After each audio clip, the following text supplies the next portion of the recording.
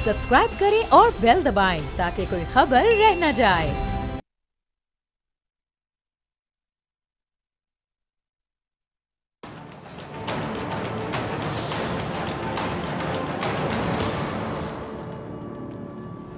अस्सलामुअलैकुम, मैं हूं डॉक्टर फ़िज़ा खान और मैं हूं पाकिस्तान। मुल्क की सियासी सूरत हाल में तेज़ी से तब्दीली आई है। पहले मखसूस नशिस्तों के मामले पर सुप्रीम कोर्ट के बड़े फैसले ने हलचल मचाई। अब हुकूमत की तरफ से PTI के खिलाफ तबले जंग बजा दिया गया है, जिसका ऐलान वज़ीर इत्तलात अता तारड़ ने एक धुआंधार प्रेस कॉन्फ्रेंस में किया। हुकूमत ने PTI पर पाबंदी लगाने के लिए सुप्रीम कोर्ट से रुजू करने और मखसूस नशिस्तों के केस में नजरसानी जो दरख्वास्त है दायर करने का फैसला किया है। सबसे बढ़कर बानी PTI साबिक सदर आरिफ अलवी और साबिक डिप्टी स्पीकर कौमी असम्बली कासिम सूरी के खिलाफ आर्टिकल शाये की कार्रवाई करने का भी इंदिया दे दिया गया है। अच्छा, आज की जो जारहाना प्रेस कॉन्फ्रेंस है, इस बात का सबूत है कि PTI की बयानबाजियों और अंदाज़े सियासत के खिलाफ हुकूमत का सबर शायद जवाब दे गया है।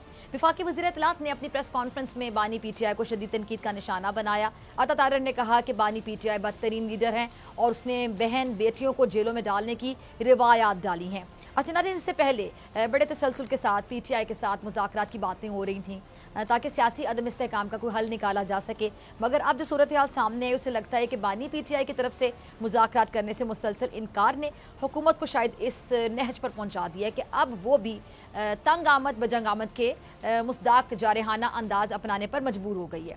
और यही बात अता तारड़ ने भी दोहराई है, जिनका कहना था कि जी वज़ीर आज़म शहबाज शरीफ साहब ने कौमी असम्बली के ऐवान में कहा कि हुकूमत मिसाक मशहद करने को तैयार है, लेकिन हमारी दानिशमंदी को हमारी कमज़ोरी समझा गया और इसलिए अब बहुत हो गया है, अब ये सिलसिला मजीद नहीं चलेगा। इसलिए पाकिस्तान तहरीक इंसाफ पर पाबंदी आयद करने का फैसला किया गया और हुकूमत PTI पर पाबंदी के लिए सुप्रीम कोर्ट में केस दायर करेगी। अच्छा, अता तारड़ ने यह भी कहा है कि जी हुकूमत के पास बहुत वाज़ेह सबूत मौजूद हैं कि PTI पर पाबंदी लगाई जाए। आइन हुकूमत को मुल्क मुखालिफ सरगर्मियों में मुलव्विस जमात पर पाबंदी लगाने का बाकायदा इख्तियार देता है। उन्होंने ये भी कहा कि तहरीक इंसाफ पर पाबंदी के लिए बहुत से जवाज़ मौजूद हैं और PTI ने आइन की खिलाफ वर्जी की, तहरीक अदम एतमाद के होते हुए गैर आइनी तौर पर असम्बलियों को तहलील किया। IMF को ख़त लिखना भी PTI के मुल्क दुश्मन एजेंडे का हिस्सा था और इसके साथ साथ उन्होंने ये भी कहा कि मुल्क को आगे लेकर जाना है तो फिर शर पसंद अनासिर पर पाबंदी लगानी ही होगी, क्योंकि पाकिस्तान और PTI मिलकर नहीं चल सकते। ये एक बड़ी स्टेटमेंट है जो अता तारड़ साहब ने दी है, हुकूमत की तरफ से आई और ये वाज़ेह है कि जी PTI तालिबान को वापस लाई, उन्होंने ये भी कहा। और साथ उन्होंने कहा कि एक तरफ ये दहशत गर्दों को लाकर यहाँ पनाह दे रहे थे और दूसरी जानिब GHQ और कोर कमांडर हाउस पर हमला आवर भी PTI ही हुई थी। और पार्टी पर पाबंदी से भी बढ़कर जो चीज़ PTI की आदत के लिए ख़तरे की घंटी बजा रही है वो है जी आर्टिकल 6 की कार्रवाई, जिसमें अगर बानी PTI साबिक सदर आरिफ अलवी और साबिक डिप्टी स्पीकर कौमी असम्बली कासिम सूरी मुजरिम करार पाए गए तो इसकी सज़ाए मौत है। हुकूमत का एक और अहम फैसला बैरून मुल्क जो मौजूद पाकिस्तान मुखालिफ लॉबीज़ हैं उनके खिलाफ कार्रवाई करना है और इस काम में मुलव्विस ओवरसीज़ पाकिस्तानियों के पासपोर्ट और शनाख्ती कार्ड ब्लॉक करने का भी फैसला किया गया है। इसके साथ साथ हुकूमत ने मखसूस नशिस्तों वाले केस में नजरसानी की दरख्वास्त सुप्रीम कोर्ट में दायर करने का फैसला किया है और हुकूमत का मौक़िफ़ है कि इस केस में जो रिलीफ मांगा ही नहीं गया PTI को वो रिलीफ बिन मांगे दिया गया है। इन सारे मामलात की मंजूरी वफाकी काबीना से ली रेफरेंस सुप्रीम कोर्ट को भिजवाया जाएगा, लेकिन यहाँ सवाल इत्तेहादियों का भी है, क्या वो इस फैसले में हुकूमत के साथ हैं या फिर नहीं है। और दूसरा जो अहम एक पॉइंट है वो ये है कि एक तरफ हुकूमत PTI के खिलाफ कार्रवाई करने का इंदिया दे रही है और दूसरी तरफ PTI को रिलीफ मिलने का सिलसिला भी तेज़ हो गया है, जो कि हम देख रहे हैं और एक अजीबोगरीब सी सिचुएशन बनी हुई है। बहरहाल आज एक अहम दिन है, बहुत अहम डेवलपमेंट है। मेरे साथ मेहमान मौजूद हैं। उज़मा कारदर साहब, बहुत शुक्रिया आपका ज्वाइन करने के लिए। शौकत यूसुफ साहब, आपका भी बहुत शुक्रिया वक्त देने के लिए। और अब्दुल्ला हमीद गुल साहब, आपका भी बहुत शुक्रिया ज्वाइन करने के लिए। मैं उज़मा साहिबा से ज़रा शुरू करना चाहूँगी, हुकूमत को रिप्रेजेंट कर रही हैं। उज़मा साहिबा, क्या अब हुकूमत ने जो फैसला कर लिया है, आपके जो मुखालिफिन हैं वो कह रहे हैं जी हमसे डर गए हैं और ये फैसला कमज़ोरी के मुतरादिफ है, लेकिन आपकी जमात ज़ाहिर बात है इसको अपनी स्ट्रेंथ शो कर रही हो, बता रहे कि जी अब मज़ीद ये सिलसिला नहीं चलेगा, हमने बहुत बर्दाश्त कर ली है, अब हम मज़ीद बर्दाश्त नहीं करेंगे। क्या करने जा रहे हैं? जी बिस्मिल्लाहिर्रहमानिर्रहीम। बहुत शुक्रिया फ़िज़ा, आपने मुझे इनवाइट किया। फ़िज़ा, बहुत हो चुकी, ये जो फ़ैसला है हमारे लिए कोई आसान नहीं था और इसको लेने के लिए ये बिल्कुल जब आखिरी हद तक पहुंच गए और अपने सियासी फ़ायदे के लिए नहीं, सिर्फ पाकिस्तान के लिए। देखें, हमारी रेड लाइन पाकिस्तान है। जब पाकिस्तान को पै दर पै آپ نقصان پہنچائیں, حملے کریں اور وہ نہ رکنے والا سلسلہ جو ہے وہ چل پڑے, تو پھر آپ کی جتنی بھی ایک میثاق جمہوریت کی یا میثاق معیشت کی جو ایک ایفرٹ ہوتی ہے یا کوشش ہوتی ہے, وہ ساری بالکل بیکار جاتی ہے. اور آپ نے دیکھا ہے کہ اب تو انتہا پہ پہنچ گئے کہ وہ لوگ جنہوں نے 9 مئی کیا اور جنہوں نے ناقابل تلافی نقصان پہنچایا پاکستان کے قومی سلامتی کے اداروں کو, ان سارے کرداروں کو ہیرو بنا کے پیش کیا جا رہا ہے. آپ مجھے یہ بتائیں, کل کو کوئی بھی اٹھ کے اٹیک کر دے گا, جی ایچ کیو پہ بھی کر دے گا, جناح ہاؤس پہ کر دے گا, ایئر بیسز پہ کر دے گا, آپ کہاں کھڑے ہیں؟ آپ کی شہداء کی یادگاریں مسمار کر دے گا. تو یہ تو نہ تھمنے والا سلسلہ ہو جائے گا. تو آپ نے پہلے دیکھنا ہے کہ پاکستان سلامت رہے, اس کے بعد کوئی اور چیز آتی ہے. اور حکومت نے بڑے ایک کہتے ہیں نا ایک مشکل فیصلہ لیا ہے, لیکن مجبوراً لینا پڑا ہے کیونکہ اب پاکستان کی بقا کا سوال ہے. آپ دیکھتے ہی ان کے آپ ٹریک ریکارڈ دیکھ لیں. توشہ خانہ جو کہ کیس ان کے خلاف پروو ہو چکا ہے کہ انہوں نے فورن فنڈنگ لی, اسرائیل اور انڈیا تک سے لی, وہ ان کے خلاف الیکشن کمیشن میں فرد جرم عائد ہو گیا ہے. پھر آپ دیکھیں سائفر کا جو تماشا ہوا تھا وہ آپ کے سامنے ہے. پھر 9 مئی بلیک ڈے آپ کے سامنے ہے. پھر آپ نے دیکھا کس طرح انہوں نے آئی ایم ایف کی سیبوٹاج کی ڈیل سائن کر کے پاکستان کو تباہی کے دہانے پہ, ڈیفالٹ کے دہانے پہ لا کے کھڑا کر دیا. آپ نے وہ ان کی سنی ہوگی جو آپ کی ساری آڈیوز تھیں ان کے وزیر خزانہ کی, کے پی کے اور سینٹر کے شوکت ترین کے, کہ ہم خط لکھیں گے کہ بالکل پاکستان کی آپ مدد نہ کریں, بالکل پاکستان کو چھوڑ دیں. انہوں نے یہاں پہ بھی بس نہیں کی, پوری دنیا میں وہ جو کانگریس میں جا کے جو ریزولوشن آئی تھی وہ کیا تھا, انہوں نے ملینز آف ڈالرز جو ہیں باہر بٹونے لوگوں سے, لابنگ فرمز ہائر کیے, اور اس سے یا تو یہ غزہ کے لیے کوئی بات کرتے یا تو کشمیر کے لیے کوئی بات کرتے تو پھر تو سمجھ بھی آتی. اپنے ہی ملک کے خلاف, اپنے ہی ملک کے اداروں کے خلاف آپ تو وہ کام کر رہے ہیں جو کبھی پاکستان کے دشمن بھی نہیں کر سکے. وہ بھی انہوں نے کوشش کی تھی لابنگ کی انڈیا نے, لیکن ان کے منہ کی کھانی پڑی تھی جب فیٹف سے ہم گرے لسٹ سے باہر نکل آئے تھے. تو یہ تو اب جسے کہتے ہیں نا کہ نہ تھمنے والا سلسلہ ہو گیا تھا. کرکٹ میچ تک کو نہیں چھوڑا انہوں نے, وہاں پہ جہاز اڑائے. اور ساری دیکھیں ڈیلی ٹیلی گراف میں ان کا جناب چھپ رہا ہے آرٹیکل. ڈیلی ٹیلی گراف وہ ہے جو کہ جوئش فنڈنگ ہے جس کو اسرائیل کو وہ بیک کرتا ہے. اور ابھی ایک تصویر جو دیکھیں حکومت ثبوتوں کے ساتھ جا رہی ہے, یہ ایسے خالی باتیں نہیں ہو رہی ہیں. ابھی آپ نے دیکھا کہ ایک تصویر آئی جس میں زین قریشی بیٹھے ہوئے, ساتھ ان کے کون بیٹھا ہوا ہے, ایک اسرائیلی بلینئر بیٹھا ہوا ہے, ساتھ اس کے انیل مسرت بیٹھا ہوا ہے, ساتھ ان کی ساری پی ٹی آئی کی قیادت باہر کی بیٹھی ہوئی ہے. کیا کر رہے ہیں؟ یہ تو وہ لوگ ہیں جو فنڈ کرتے ہیں اسرائیل کو غزہ کے خلاف. تو کیا ان کے ساتھ ان کا کوئی گٹھ جوڑ ہے؟ تو پھر مجھے آپ یہ بتائیں کہ اگر حکومت کے پاس آپشن کیا چھوڑا ہے انہوں نے؟ یوسف زئی صاحب, آپ نے عظمیٰ کاردہ صاحبہ کو سنا, تو واقعی حکومت کے پاس آپشن آپ لوگوں نے کیا چھوڑا؟ ابھی میں شرجیل میمن صاحب کا بھی ٹویٹ پڑھ رہی تھی, کیونکہ پیپلز پارٹی ظاہری بات اتحادی ہے, ان کی رائے بڑا میٹر کرتی ہے اس اہم معاملے پر جو حکومت فیصلہ کر رہی ہے.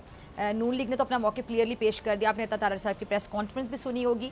بہت سے لوگوں کا کہنا ہے کہ یہ آپ لوگ خود اپنے آپ کو یہاں تک لے کر آئے. بسم اللہ الرحمن الرحیم, بہت شکریہ.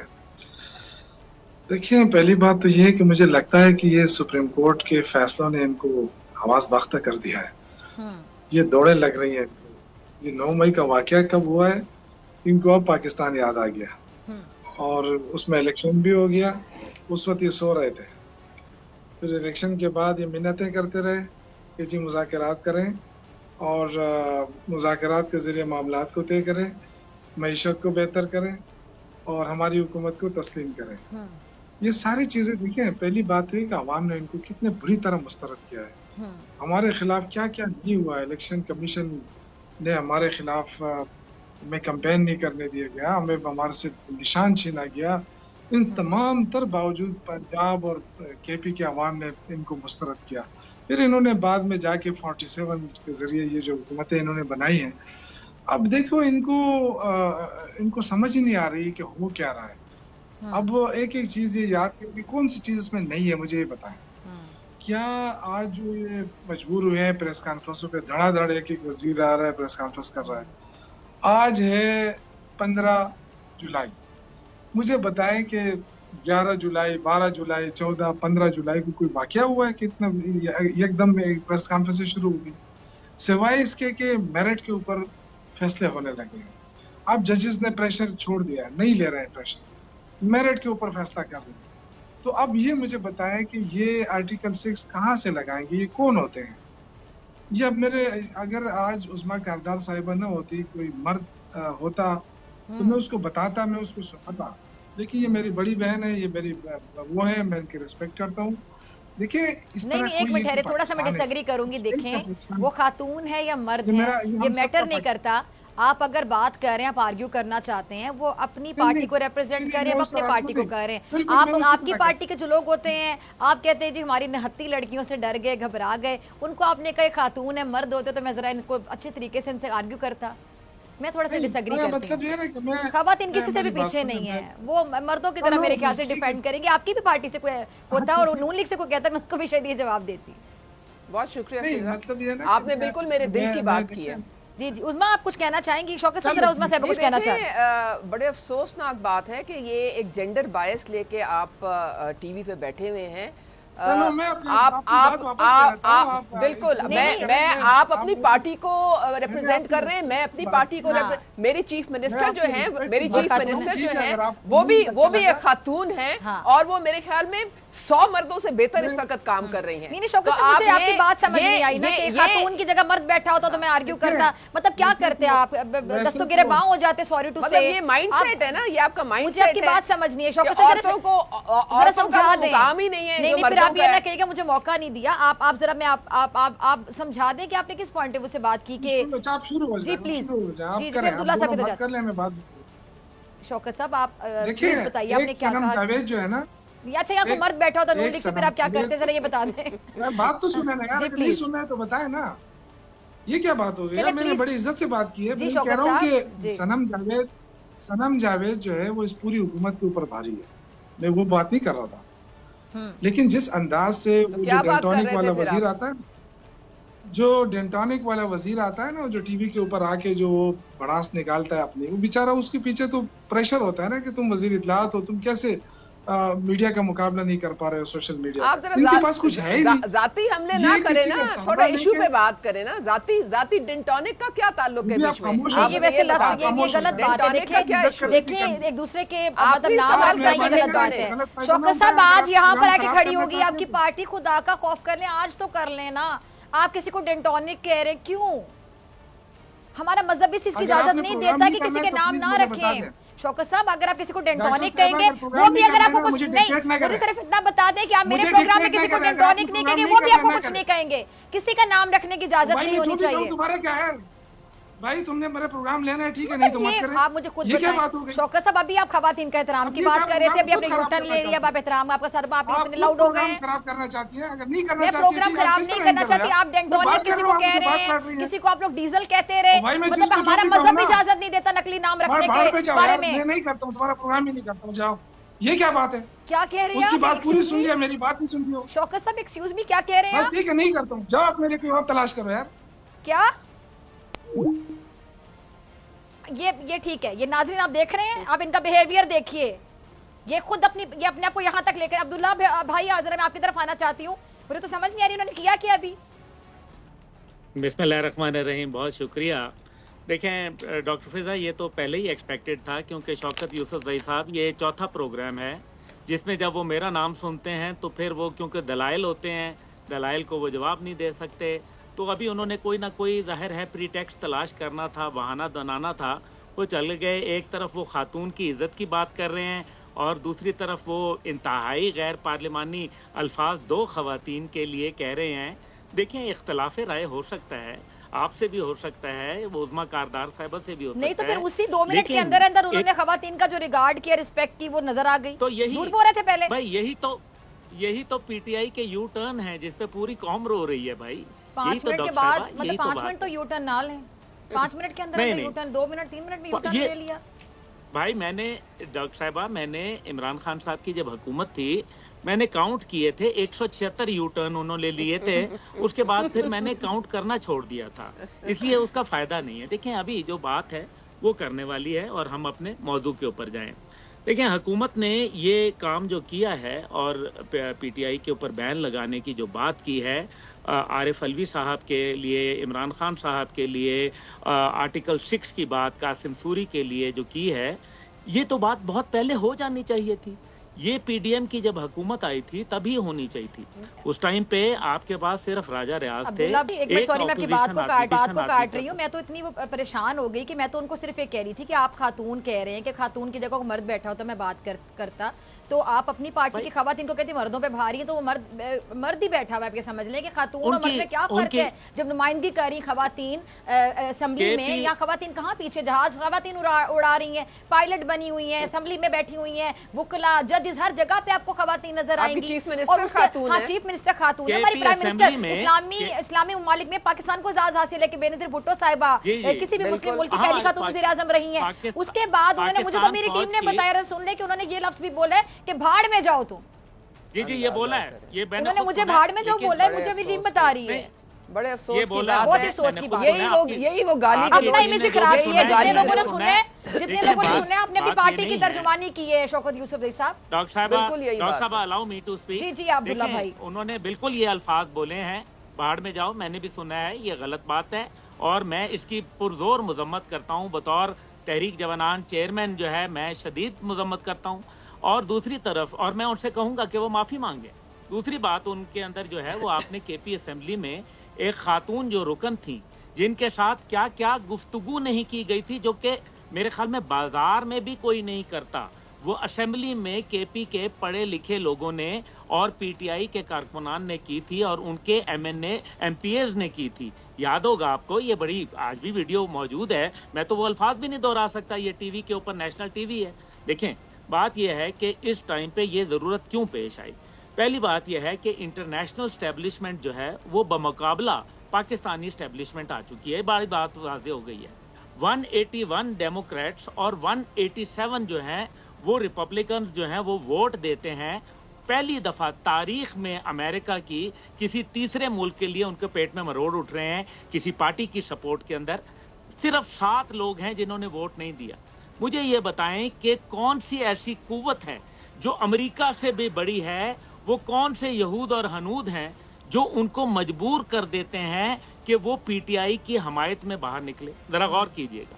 दूसरी बात यह है कि वो कौन से लोग हैं जो भगोड़े हैं, गद्दार हैं, पाकिस्तान के दुश्मन हैं, नित नए ड्रामे करते हैं और उसके बावजूद वो गैर मुल्कों में बैठे हैं बड़े पुरसकून अंदाज में और उनको कोई हाथ नहीं लगाया जाता।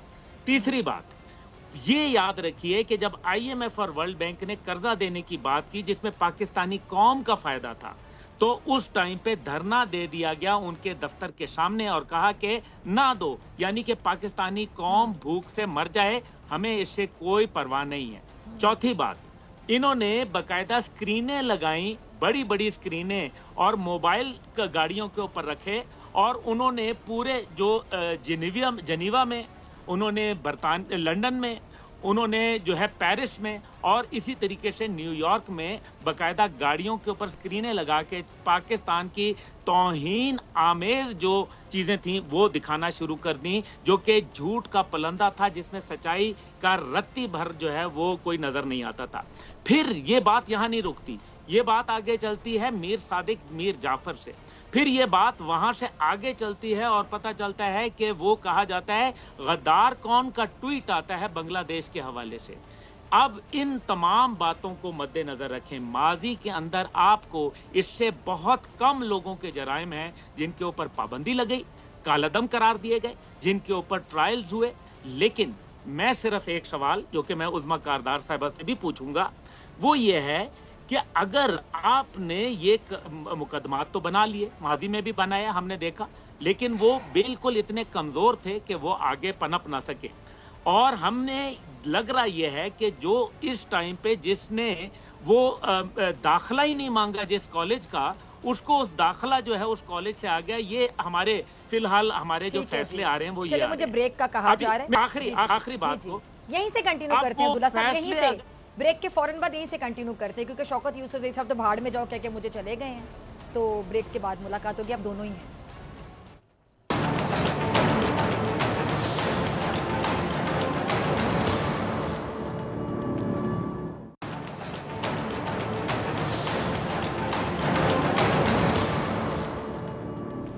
ویلکم بیک ناظرین. عبداللہ حمید گل صاحب اور عظمیٰ کاردار صاحبہ میرے ساتھ موجود ہے. بریک سے پہلے شوکت یوسف زئی صاحب بھی میرے ساتھ موجود تھے، اور جو گفتگو کر کے گئے وہ آپ نے سنی ہی ہوگی.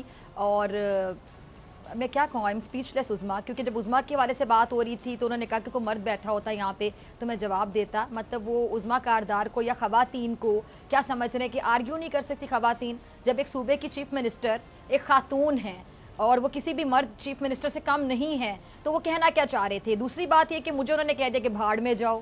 نون لیگ کی خاتون سے بات نہیں کر سکتے، کوئی مرد ہو تو بات کریں گے، آرگیومنٹ کے قابل نہیں سمجھتے، اور ایک اینکر اس کو بھاڑ میں جاؤ کہہ رہے ہیں آن ایئر، لیکن اپنی جو پارٹی کے لوگ ہیں وہ کہتے ہیں کہ مردوں پہ بھی بھاری ہیں.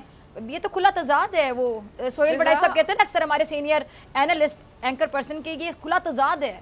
فضا آپ حیران ہو رہی ہیں، مجھے تو معلوم ہے یہ وہ تباہی ہے جو کہ پی ٹی آئی کا کلچر ہماری پوری سوسائٹی میں لے کے آیا ہے. خواتین اور یوتھ جن کو وہ اپنا فرنٹ فیس کہتے ہیں، صرف ان کو استعمال کیا جاتا ہے اور ان کی کوئی عزت نہیں ہوتی اس پارٹی میں. اور آپ نے وہ اس کا نمونہ دیکھ لیا جو شوکت یوسف زئی نے پیش کیا اس وقت. یہ تمام جو ہے پی ٹی آئی میں یہ جو گالم گلوچ اور اس طرح کی جو زبان ہے، یہ اس کی ٹریننگ کس نے دی ہے ان کو؟ جو بیٹھے ہوئے ہیں اڈیالہ میں بانی صاحب، یہ ساری ٹریننگ وہاں سے آ رہی ہے نیچے. اور کسی خاتون کی کوئی دھیلے کی عزت نہیں ہے، میں آپ کو بتا رہی ہوں. تو میرے خیال میں یہ قوم کو سمجھ آ جانا چاہیے کہ یہ جو ان کے پیچھے آنکھیں بند کر کے چل پڑتے ہیں نا، تو یہ وہ چیزیں ہیں جن کا آپ کو سامنا کرنا پڑے گا. آپ ہی کے بچے جیلوں میں گل رہے ہیں اور کسی کو ان کا کوئی خیال نہیں ہے. عبداللہ صاحب، یہ جو عطا تارڑ صاحب نے آج دھواں دار پریس کانفرنس کی وفاقی وزیر اطلاعات نے، آپ نے بھی سنی ہوگی، اور اس میں انہوں نے باقاعدہ سارے پوائنٹس کلیئر کر کے رکھ دی ہیں کہ مخصوص نشستوں کا معاملہ ہو گیا، اور یہ جو پی ٹی آئی کو بین کرنے کا معاملہ ہے. پھر آرٹیکل 6 کی بات کی، اس حوالے سے میں آپ کا کامنٹ لوں گی. آرٹیکل 6 نام سن کے ہی بڑی پریشانی ہو جاتی ہے کہ آرٹیکل 6 کی سزا کیا ہے، یہ سب کو پتہ ہے. اس کے ساتھ اوورسیز کے خلاف جو پروپیگنڈا کر رہے ہیں، ملک دشمن ایکٹیویٹیز میں ملوث ہیں نا، جو سوشل میڈیا پہ ملک کا امیج خراب کر رہے ہیں، سالمیت پہ اٹیک کر رہے ہیں، تو ان کے خلاف بھی گھیرا تنگ ہوگا. اس حوالے سے ذرا آپ کامنٹ کیجئے گا. جو اوورسیز پاکستانی ہیں جو باہر بیٹھ کے پروپیگنڈا کرتے ہیں اور دشمن کے پتہ نہیں الفاظ بولتے ہیں اور دشمن کی ہیڈ لائنز کی زینت بنتے ہیں، سارا دن پھر ہمارا جو ہمسایہ ملک بھارت ہے وہ ان کی الفاظ کو دہراتا رہتا ہے، ہیڈ لائنز چلاتا رہتا ہے. اور آج بھی آپ دیکھ رہے ہوں گے وہاں پہ جو پروپیگنڈا ہو رہا ہے، کیونکہ آپ انڈین میڈیا پہ بھی جاتے ہیں، وہاں پہ بھی جا کے جواب دیتے ہیں. تو اب یہ کیا ہونے جا رہا ہے، کیا دیکھ رہے ہیں آپ کہ اب واقعی اب حکومت نے نو مور کہہ دیا کہ اب مزید نہیں چلے گا، اب اقدامات کا وقت ہے، اب عمل کا وقت ہے، باتوں سے آگے بات نکل گئی؟ فضا بہن، یہ بات درست ہے کہ اوورسیز پاکستانی جو ہیں وہ بہت ہی محب وطن ہوتے ہیں اور پاکستان کے لیے بڑا دل رکھتے ہیں، پریشان رہتے ہیں. لیکن اس کے اندر کچھ لوگ ہیں، یاد ہوگا، اب ذرا اس کو پیچھے چلے جائیں، فورن فنڈنگ کیس پہ چلے جائیں. فورن فنڈنگ کیس جو ہے جہاں سے آئی، جن لوگوں کے ذریعے آئی، جس طرح سے آئی، اور اس بہتی گنگا میں کس کس نے ہاتھ دھوئے، سارے اوورسیز نہیں، صرف چند مخصوص وہاں جو طاقتور ہیں، جن کے پاس پیسہ آ گیا ناجائز، یہود اور ہنود کا پیسہ آیا، اس کے اندر پاکستان مخالفت میں آیا، ڈیجیٹل ٹیررزم کے نام کے اوپر پیسہ آیا. یہ وہ پیسہ ہے جس کے وہ کسٹوڈین ہیں، اس لیے وہ جو ہے وہاں بیٹھ کے اپنی لابینگ کرتے ہیں. ابھی کاردار صاحبہ نے جس طرح سے بات کی کہ جی وہ انہوں نے ملینز خرچ کیے، نہیں، وہ جس کے ان کا دیکھیں ایک بیبی ہے، وہ اپنا پرپس دیکھیں، کس نے کشمیر بیچا تھا، یاد آپ کو آ گیا ہوگا. تو پھر کشمیر کا سودا کرنے والے جو ہے ان کے وفادار نہیں ہوا کرتے. لیکن ساتھ ہی ساتھ یہاں اگر بات کی جائے تو بالکل مناسب اور جائز کرنی چاہیے. ہمیں میمو گیٹ سکینڈل بھی یاد ہے، ہمیں جو ہے وہ ڈان لیکس بھی یاد ہے، ہمیں جو ہے وہ جنرل باجوہ کے حوالے سے چارج شیٹ بھی گجرانوالہ کی یاد ہے، ہمیں فیصل آباد میں D G I S I کے خلاف نعرے بازی بھی یاد ہے، اور ہمیں میر صادق اور میر جعفر کی گردانیں بھی یاد ہیں، ہمیں جو ہے وہ جس طریقے سے سائفر ہے وہ بھی یاد ہے. لیکن میرا مقصد کہنے کا یہ ہے کہ کسی نے اس حد کو ایک خاص حد سے تجاوز نہیں کیا، کسی نے جی ایچ کیو پہ جا کے حملے نہیں کیے، کسی نے ریڈیو پاکستان پشاور کی بلڈنگ نہیں جلائی، کسی نے آئی ایس آئی کے دفتر کے اوپر جو ہے وہ وہاں گولیاں نہیں چلائیں. یہ وہ عمل تھے. کسی نے قائد اعظم بانی پاکستان کا گھر لاہور میں نہیں جلایا. اچھا عبداللہ صاحب ساتھ ایک چیز ایڈ بھی کر لیں، اور اس کے بعد بھی ان کو پچھتاوا نہیں، کہتے ہیں ڈنکے کے چوٹ پہ کہ جو انہوں نے کیا وہ صحیح کیا. ہاں ایک میں ذرا عثمان صاحب کچھ ایڈ کرنا چاہ رہے ہیں. یہ نہیں صرف یہ نہیں ہے کہ وہ کہتے ہیں کہ آپ کی بات پہ دیکھیں، آپ کو پہلے بھی موقع ملا، مجھے اجازت دیجئے میں بات کر لوں. چلیے آپ ایک پوائنٹ میں سے لے لیں عبداللہ بھائی، میرے ساتھ ہی تشریف رکھیں. مطلب ان کا ڈھیٹ پنا آپ دیکھیں کہ کہتے ہیں فالس فلیگ تھا. فالس فلیگ کا مطلب یہ ہے کہ فوج نے خود کروایا ہے 9 میں. وہ آپ کی پارٹی کو بھی کہتے ہیں کہ نون لیگ نے کروایا ہے. نہیں نون لیگ نے کیا کروانا ہے، دیکھیں میری بات وہ کہتے ہیں وہ ڈائریکٹ وہ ڈائریکٹ فوج کو کہتے ہیں کہ آپ نے روکا کیوں نہیں ان کو وہاں پہ کنٹونمنٹ میں انٹر کیوں ہونے دیا. مطلب ان لوگوں کا سارا بالکل صحیح کہہ رہے ہیں آپ کے مہمان، جوئش فنڈنگ ہوتی ہے ان کو، جوئش لابی ان کو سپورٹ کرتی ہے، یہ ان کی آنکھ کا تارا ہیں، تو ان کو ہر طریقے سے فیسیلیٹیٹ کیا جاتا ہے، اکوموڈیٹ کیا جاتا ہے، اور یہ ساری چیزیں جو ہیں پاکستان کے جو نیشنل انٹرسٹ ہے ان کو جا کے ہٹ کرتی ہیں. آپ کے اداروں کو کمزور کرنا ان کا ایجنڈے پہ نمبر 1 ہے، کیونکہ ادارے جو ہیں ان کے راہ میں حائل ہیں. ٹھیک ہے عبداللہ صاحب، یہ ویسے میرے پروگرام میں اکثر یہ کہہ دیتے کہ نون لیگ کے لوگ تھے وہ، تو میں کہتی ہوں کیسے جو پکڑے ہوئے ہیں وہ نون لیگ کے چہرے ہیں. جی میں گزارش کرتا ہوں، بالکل نون لیگ کے تھے، پیپل پارٹی کے تھے، فوج کے اپنے لوگ تھے، مان لیا. ثبوت لے آئیں نا جی، ثبوت دکھا دیں، تاکہ ہم نے تو ڈاکٹر یاسمین راشد کے ثبوت دیکھے ہیں، ہم نے تو مراد سعید کے ثبوت دیکھے ہیں، ہم نے تو علی امین گنڈا پور کے ثبوت دیکھے ہیں. ابھی آج جو کنٹونمنٹ بنو کے اندر جو واقعہ ہوا افسوسناک، جس کا بھی کلیئرنس آپریشن جاری ہے، آپ مجھے بتائیں کہ یہ وہی لوگ ہیں جو خان صاحب کے دور حکومت میں بنو جیل توڑ کے گئے تھے، جس میں 2 آدمی آئیڈینٹیفائی ہو چکے ہیں. یہ میں آپ کو وہ بات بتا رہا ہوں. اب آ جائیں دوسری بات پہ. اب یہ دیکھیں، یہ جو ٹی ٹی پی کے ساتھ مراسم تھے یہ کس کے دور میں بڑھے؟ ٹی ٹی پی کو فنڈ کون کرتا تھا؟ صوبہ نورستان کے اندر افغانستان میں ایک ہیڈ کوارٹر تھا، جہاں نوم جس جگہ کا نام ہے شہر، اس کے اندر باقاعدہ را، موساد اور این ڈی ایس کا، سی آئی اے کا ایک جوائنٹ آپریشنل سینٹر تھا، اور اس کو جو فنڈنگ آتی تھی وہ ٹی ٹی پی کو جو ہے آگے ڈائریکٹ کرتا تھا. اور ٹی ٹی پی یہاں کس کے جوتے چوم رہی ہے؟ آپ یاد آ گیا نا جوتے کس نے چومے تھے. اب مسئلہ یہاں یہ ہے، سمجھیں، یہ ایک آپ کی اسٹیٹ کے لیے خطرہ ہیں.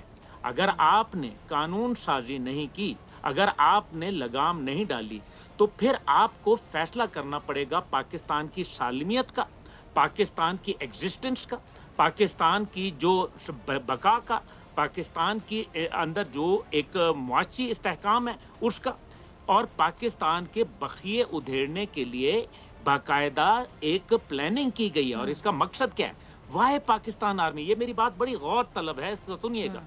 پاکستان آرمی اس لیے کیونکہ جب سے پاکستان آرمی نے نیوکلیئر فیسلٹی ڈیولپ کی ہے، عالم اسلام کی واحد سپر پاور بن کے ابھرا ہے، تب سے یہ نیوکلیئر فیسلٹی اسرائیل کو اور انڈیا کو جو ہے وہ چبھنے لگی ہے، اور وہ ڈائریکٹ حملہ نہیں کر سکتے.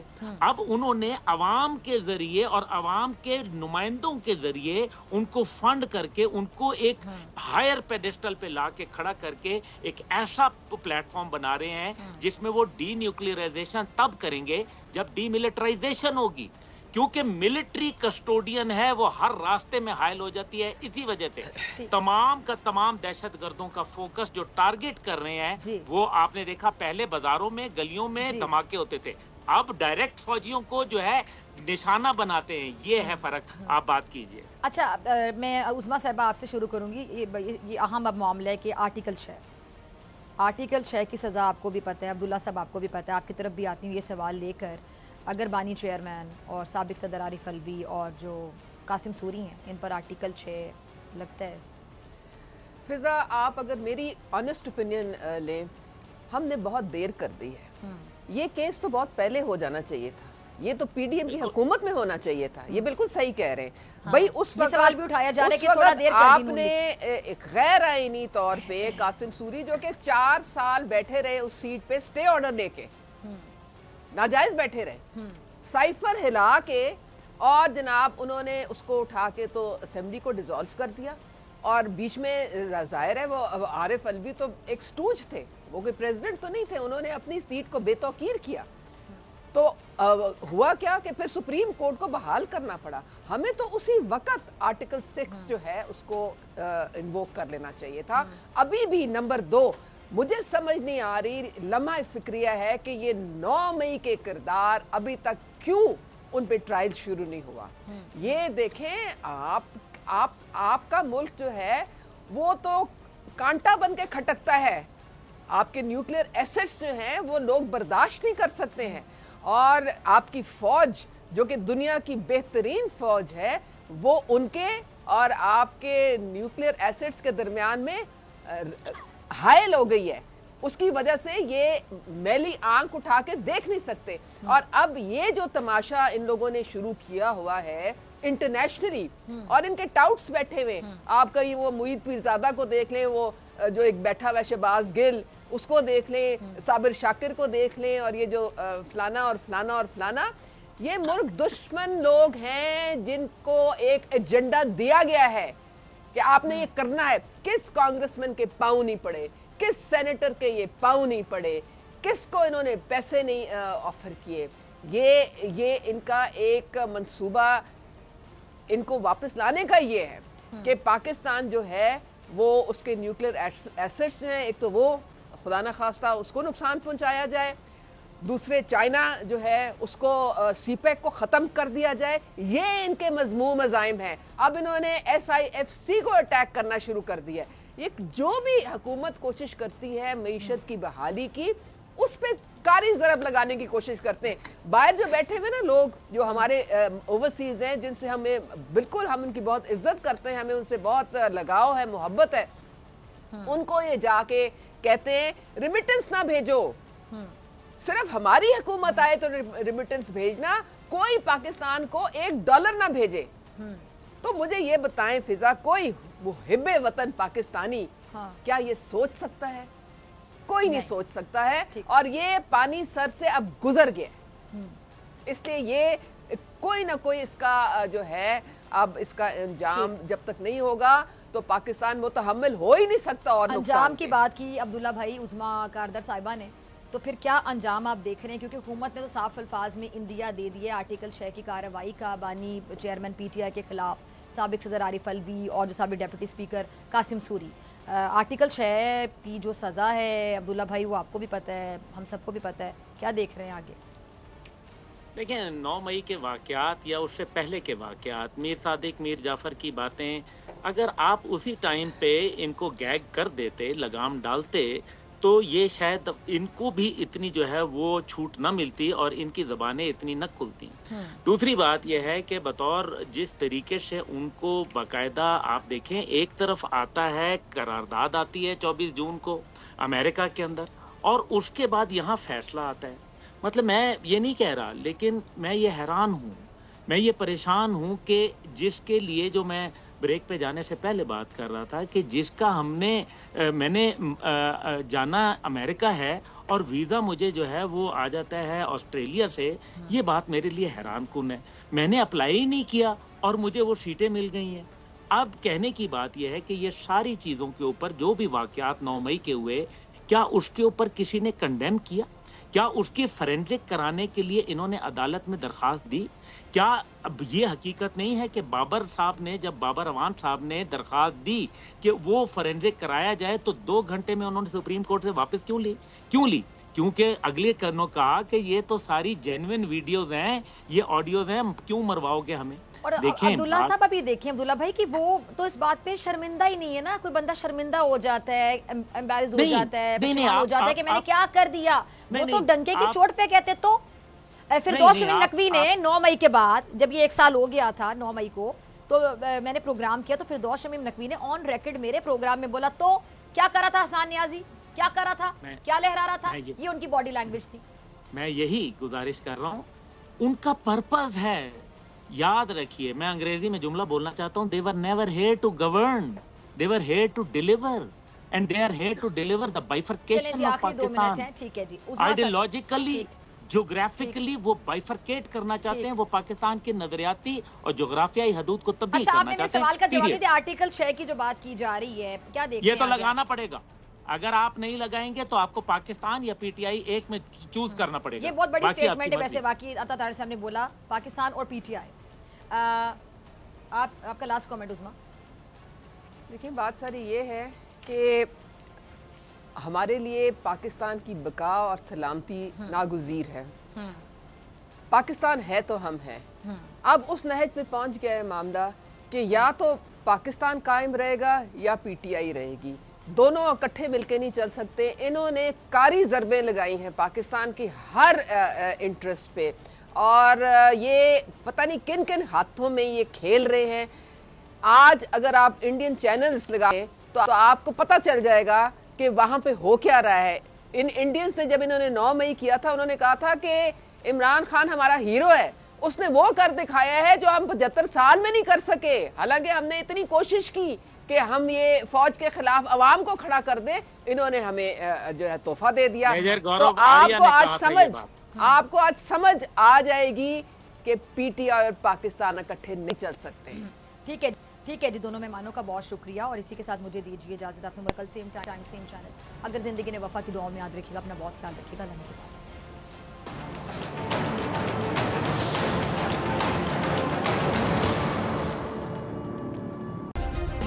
سبسکرائب کریں اور بیل دبائیں تاکہ کوئی خبر رہ نہ جائے.